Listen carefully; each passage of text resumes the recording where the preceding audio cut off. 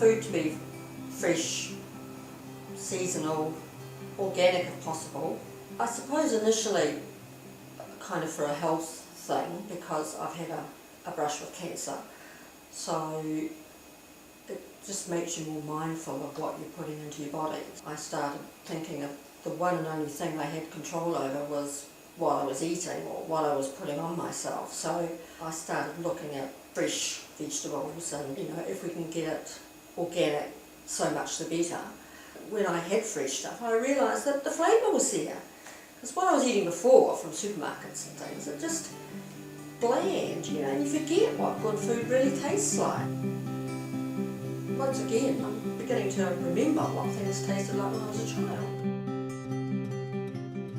You see in the middle of winter, suddenly you'll see these bright shiny plums or bright shiny nectarines, that have come over all the way from the United States of America. Well, they've been picked far too early.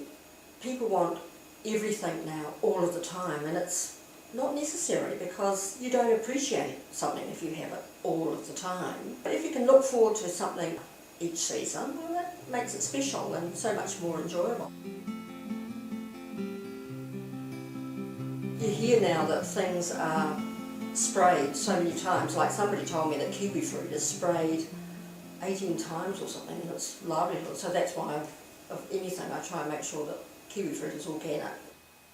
I'm very conscious of fruit, and I think if you have the fruit in its right season, well, it's going to taste its best. I've probably adopted this approach for about just over 3 years, because that kind of coincided when I had a little brush with the big C. Had lots of time to think. And with that, of course, I decided that I wasn't going to work full time anymore, so I had a little bit more time at home, because it's time consuming growing your own stuff. I can see in the old days why the husband used to look after the vegetable garden while the mother looked after the flower garden, because vegetable gardens are really labour intensive, I've discovered, so it kind of takes a lot of time to look after it. And if you're doing things like working full time, looking after a family, trying to play some sport, it can be pretty hard to find that time to go and tend to your vegetables. It's not sort of 5 minutes at the end of every day. So the rest of the garden doesn't get quite the TLC that it used to, but at least I feel my priorities are probably in the right place.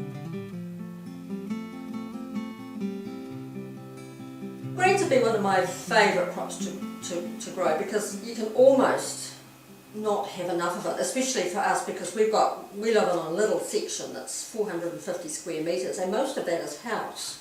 So, I haven't got a huge area that I can have for a vegetable garden. So you have to learn to sort of grow things in a cycle quickly and not have too much of anything at the one time, so that you can keep that turnover going.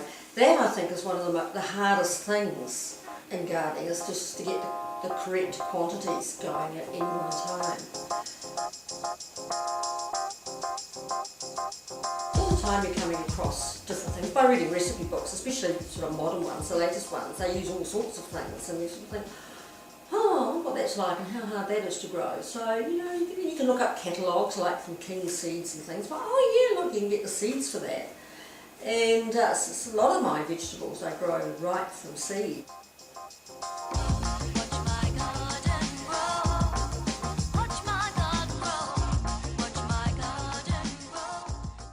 One of the things I enjoyed this year growing is sweet corn, and that was very experimental. We're eating our first cobs, and they're not big, but they're really sweet and fresh, and pick them, go out and pick them, and a quarter of an hour later, I've got them on our plate and eating them. So it's really, really nice to have that freshness. It's pretty hard to say I've got a favourite meal, because usually our meals revolve around what is currently available in the garden. Now, sometimes, because I haven't got the continuity going as perfectly as I would like, sometimes it's slim picking, so but you can get quite adept at putting something together with slim pickings. We both enjoy heaps of vegetables if we can get them, so we love things like frittata, or as my man Rob calls it, Hakuna Matata, because he can never remember frittata. But we like frittata because you can put all manner of vegetables in there, and it's really just all bound together with the egg, and it's lovely, especially when it's all nice and fresh.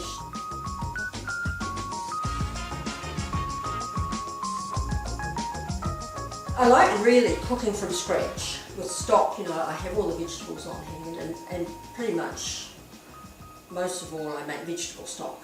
And of course that makes the basis for your soup. So all my soups, I wouldn't think ever of buying soup out of a tin or out of a can, because the soups you make yourself are just far more flavoursome, and they haven't got all those preservatives and goodness knows what else, numbers and figures and everything.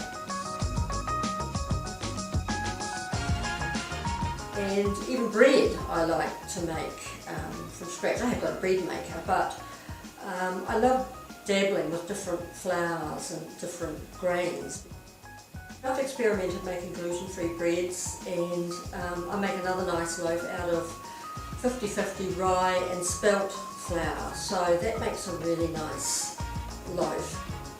Far better, I think, than all this fluffy stuff that you buy from the supermarket that for some reason seems to be able to last for days and weeks without going stale, so heaven knows what they put in it. It's the one thing you've got control of is what goes into your body, and most of the time what goes on your body. So if you're really conscious of those two things, you're probably doing the best you can for your own body, and you're only given one. The rest of it is just in the lap of the gods. You know, there's no telling that what I'm doing is going to greatly affect or improve my health anyway. And as time's gone on and I am growing my own stuff, I think even more than for my health's sake, I'm conscious of flavour. You get very discerning with flavour, and to go back to bland stuff on a supermarket shelf, you just couldn't do that again. So don't grow your own stuff.